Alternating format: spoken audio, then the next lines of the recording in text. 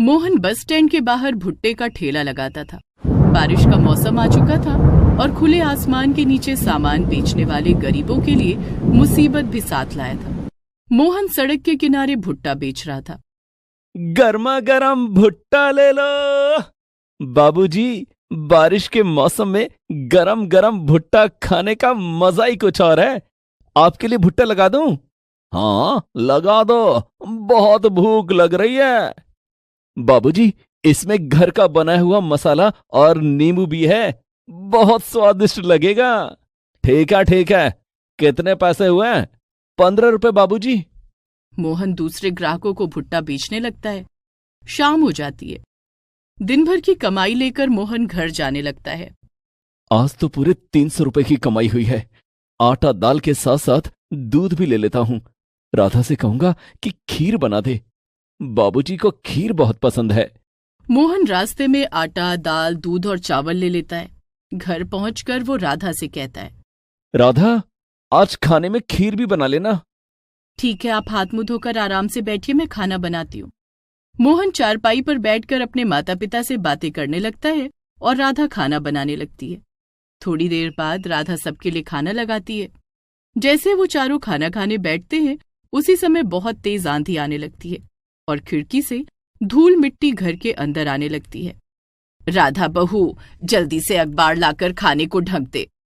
राधा दौड़कर रसोई में जाती है और कुछ अखबार के टुकड़े लाकर सबकी थाली को ढक देती है, लेकिन तेज आंधी के सामने अखबार का टुकड़ा टिक नहीं पाता है। आंधी उसे अपने साथ उड़ाकर ले जाती है। थोड़ी देर तक चलने के बाद आंधी खत्म हो जाती है, लेकिन उसके बाद जोरों की बारिश शुरू हो जाती है और झोपड़ी से पानी टपकने लगता है। पहले आंधी और अब बारिश, दोनों ने मिलकर हमारा खाना बर्बाद कर दिया। झोपड़ी से टपकता हुआ बारिश का पानी हम सभी के खाने में गिर रहा है। अब हम लोग खाएंगे क्या? आज का खाना हमारे नसीब में नहीं था। बहू ने इतने प्यार से खीर बनाई थी, वो तो मैं खाकर रहूंगी। लक्ष्मी खीर के ऊपर गिरी गंदगी को चम्मच से हटाकर खीर खाने लगती है। ये आप क्या कर रही हैं माँ जी? इस खीर को खाकर कहीं आप बीमार न पड़ जाएं। क्या करूं बहू, खाना तो खाने लायक बचा नहीं, मैं खीर नहीं फेंक सकती। आज की सारी कमाई राशन खरीदने में खर्च हो गई और हम खाना भी नहीं खा सके। अब तो बारिश का मौसम शुरू हो चुका है, हमारे साथ रोज यही होगा। मोहन बेटा, तू ऐसा कर कि रहने का कोई और इंतजाम कर ले। वैसे भी ये झोपड़ी बहुत पुरानी हो गई है। पिताजी, आप तो जानते हैं कि भुट्टा बेचकर इतनी कमाई हो पाती है जिससे हमें 2 वक्त की रोटी मिल जाती है। मैं नया घर कैसे बनाऊंगा? मैं नए घर की बात नहीं कर रहा। क्या हमारे रहने का कोई और इंतजाम नहीं हो सकता जहां आंधी बारिश हमारा कुछ ना बिगाड़ सके? पिताजी, हम कोई ना कोई इंतजाम जरूर कर लेंगे, लेकिन पूरी बारिश इस तरह से तो नहीं गुजार सकते। बहू, खाना तो बर्बाद हो गया, पीने का पानी मिल जाएगा क्या? तूने घड़ा ढक कर रखा है ना? हाँ माँ जी, मैंने घड़ा ढक कर रखा है, मैं अभी सबके लिए पानी लाती हूँ। राधा सबको पानी लाकर देती है। घर के सभी सदस्य पानी पीकर सो जाते हैं, लेकिन बारिश उन्हें चैन से सोने नहीं देती है। रात भर बारिश होती रही और झोपड़ी में जगह जगह पर पानी टपक रहा था। आधी रात को अजय की नींद खुल जाती है। मोहन की माँ, उठो, हमारा बिस्तर पानी से गीला हो गया है। गीले बिस्तर पर सोने से हमारी तबीयत बिगड़ जाएगी। लक्ष्मी उठ जाती है, साथ साथ मोहन और राधा भी जाग जाते हैं। तभी मोहन देखता है कि झोपड़ी के एक कोने में रखे सारे भुट्टे पानी में गीले हो रहे थे। वो फूट फूट कर रोने लगता है। हे भगवान, सारे भुट्टे गीले हो गए हैं। अब मैं कल बाजार में क्या बेचूंगा? इन गीले भुट्टों को कौन खरीदेगा? ये भुट्टे हमारी रोजी रोटी का सहारा थे। मेरे पास नए भुट्टे खरीदने के लिए फूटी कौड़ी भी नहीं है। राधा अपने आंचल की गांठ खोलती है और उसमें से 100 रुपए निकालकर मोहन को देती है। ये पैसे मैंने बचा कर रखे थे, इस पैसे से आप कल नया भुट्टा खरीद लेना। 100 रुपए में कितने भुट्टे आएंगे राधा? उन्हें बेचकर मैं मुश्किल से 200 रुपए कमा पाऊंगा। कुछ तो कमाई होगी, कम से कम हमें भूखे तो नहीं सोना पड़ेगा। ठीक है राधा। वो चारों झोपड़ी के कोने में बैठकर रात गुजारते हैं। दूसरे दिन बारिश खत्म होती है तो मोहन बाजार जाता है और 100 रुपए के कुछ भुट्टे खरीदकर उन्हें बाजार में बेचता है। शाम होते होते उसके सारे भुट्टे बिक जाते हैं और पैसे लेकर वो घर जाने लगता है। कल तो सारा खाना आंधी बारिश के कारण बर्बाद हो गया था। मेरे पास 200 रुपए हैं, 100 रुपए का राशन ले लेता हूँ। वो 100 रुपए का राशन लेकर घर जाता है, जिससे राधा खाना बनाती है। वो चारों खाना खाने लगते हैं, लेकिन तभी फिर से जोरों की आंधी चलने लगती है। लगता है बाहर फिर से तेज आंधी चल रही है। निश्चिंत होकर खाना खाइए पिताजी। आज मैंने खिड़की बंद कर दी है, उस पर बोरे का पर्दा भी लगा दिया है। आज आंधी हमारा कुछ नहीं बिगाड़ पाएगी। लेकिन आंधी इतनी तेज थी कि खिड़की का पल्ला तोड़ते हुए घर में घुस जाती है।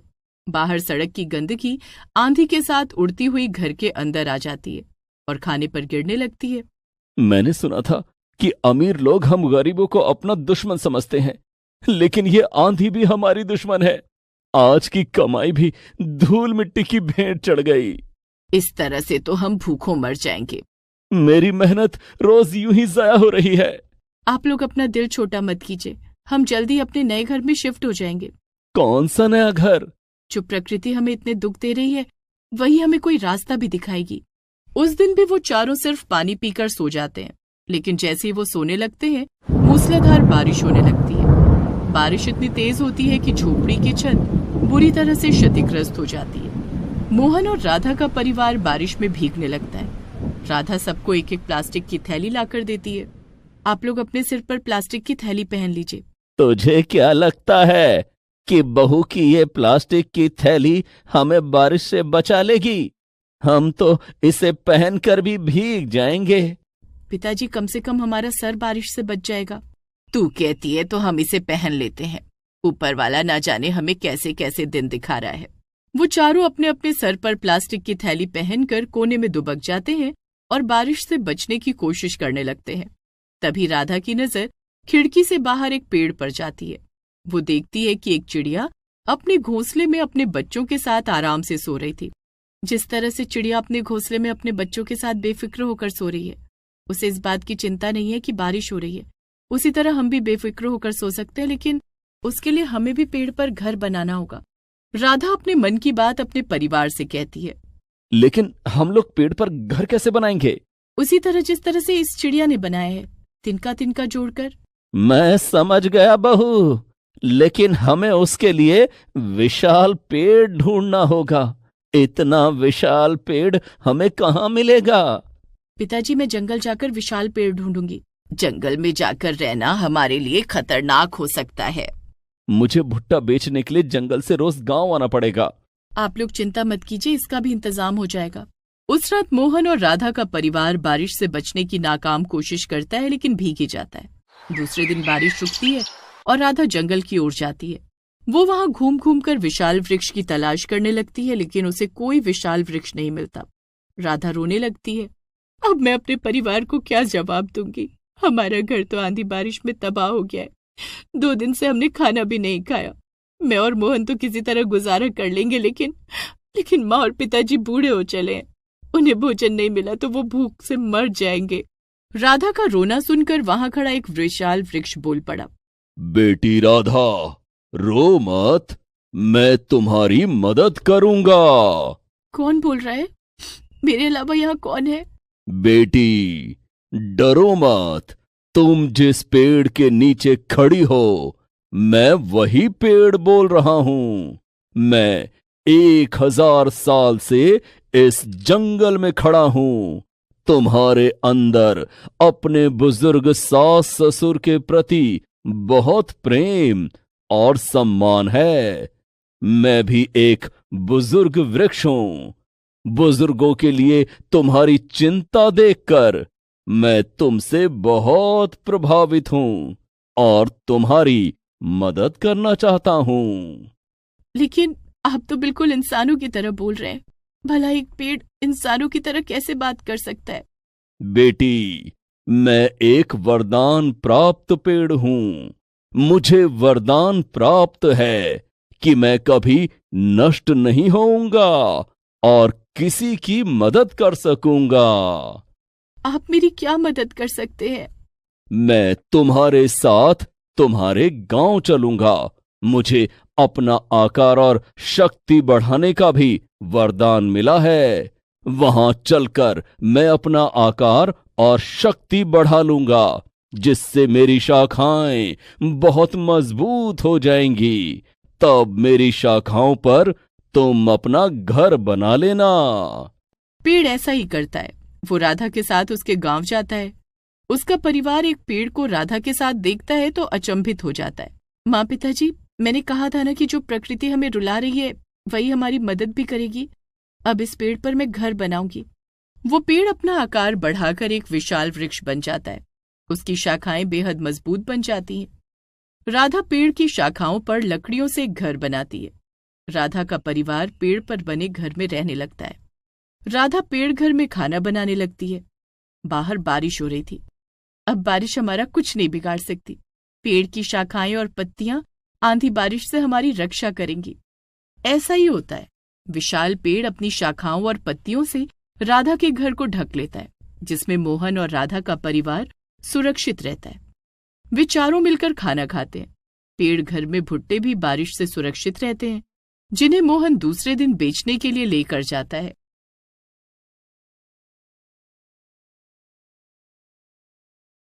खाना न बन पाने के कारण महिमा का ससुराल भूखों मरने की कगार पर पहुंच गया था। कारण था बारिश का मौसम। बारिश होते ही छत टपकने लगती और बारिश का पानी घर के अंदर घुस जाता। महिमा रसोई में खाना बना रही थी। उसी समय आसमान में काले काले बादल छा जाते हैं और बड़ी जोर जोर से गरजने लगते हैं। महिमा बहू, बहुत जोरों की बारिश आ रही है। खाना बना कि नहीं? माँ जी, अभी तो सब्जी बन रही है। मैंने आटा लगा दिया है। सब्जी बनते ही गर्मा गर्म रोटियां सेक दूंगी। कहीं उससे पहले बारिश ना आ जाए।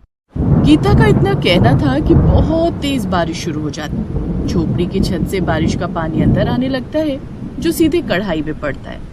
खिड़की से भी पानी की तेज छटास अंदर आती है, जो सब्जी पर गिरती है। महिमा जल्दी से चूल्हे से कढ़ाई उतारती है, जिसके बाद बारिश का पानी चूल्हे पर पड़ता है और चूल्हे की आग बुझ जाती है। भाग्यवान, बारिश हो रही है। खाना बनाया नहीं कि आज भी हमें भूखा ही रहना पड़ेगा। खाना तो बनने ही वाला था, लेकिन बारिश ने सब बर्बाद कर दिया। अच्छी खासी सब्जी बन रही थी, जिस पर बारिश ने पानी फेर दिया। चूल्हा भी बुझ गया।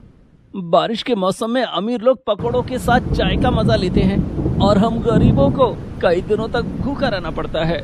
आप लोग चिंता मत कीजिए, बारिश खत्म होते ही मैं खाना बना दूंगी। लेकिन बारिश लगातार कई घंटों तक होती रहती है और बारिश का पानी सड़क पर जमा होने लगता है। अब तो बारिश का पानी घर के बाहर तक आ गया है। धीरे धीरे घर के अंदर भी आ जाएगा। माँ जी, मैं बारिश के पानी को रोकने का कुछ उपाय करती हूँ। महिमा झोपड़ी की दहलीज पर एक लकड़ी का टुकड़ा रख देती है, जिससे बारिश का पानी कुछ देर तक तो रुक जाता है, लेकिन थोड़ी देर के बाद वो लकड़ी का टुकड़ा भी नाकाम साबित होता है और बारिश का पानी घर के अंदर आ जाता है। बारिश का पानी घर के अंदर आ गया है। ये पानी फिर से चूल्हे को बहाकर अपने साथ ले जाएगा। पहले से ही चूल्हे पर छत से टपकने वाला पानी गिर रहा था, जिससे चूल्हा बुरी तरह से गीला हो चुका था। अब बारिश के पानी में मिट्टी का चूल्हा गलकर बहने लगता है। घर वालों की आंखों के सामने चूल्हा पानी में बह जाता है। माँ, मुझे भूख लगी है। तुम कह रही थी कि थोड़ी देर में बारिश बंद हो जाएगी तो तुम हम सबके लिए खाना बनाओगी, लेकिन अब तो चूल्हा भी नहीं रहा। अब खाना कैसे बनाओगी? मोनू बेटे, तू चिंता मत कर, मैं कुछ इंतजाम करती हूँ। महिमा अपने घर से थोड़ा राशन लेकर पड़ोस में जाती है। क्या बात है महिमा बहन, कुछ काम है क्या? हाँ बहन, क्या मैं थोड़ी देर के लिए तुम्हारा चूल्हा इस्तेमाल कर सकती हूँ? बारिश के मौसम में हमारा मिट्टी का चूल्हा बह गया है। मोनू को बहुत भूख लगी है। ठीक है, तुम मेरा चूल्हा इस्तेमाल कर लो, लेकिन जो गैस खर्च होगा उसके बदले तुम्हें रुपए देने पड़ेंगे। कितने रुपए देने होंगे बहन? यही कोई 100-200। सविता बहन, तुम तो जानती हो कि हम गरीब लोग हैं। 100-200 तुम्हें दे सकते तो बाहर से खाना खरीद कर ना ले आते। तुम मुझसे 50 रुपए ले लेना। देखो महिमा बहन, गैस बहुत महंगी हो गई है। 50 रुपए में सिर्फ रोटी बना सकती हो, सब्जी तो नहीं बन पाएगी। ठीक है बहन, मैं सिर्फ रोटी बना लेती हूँ।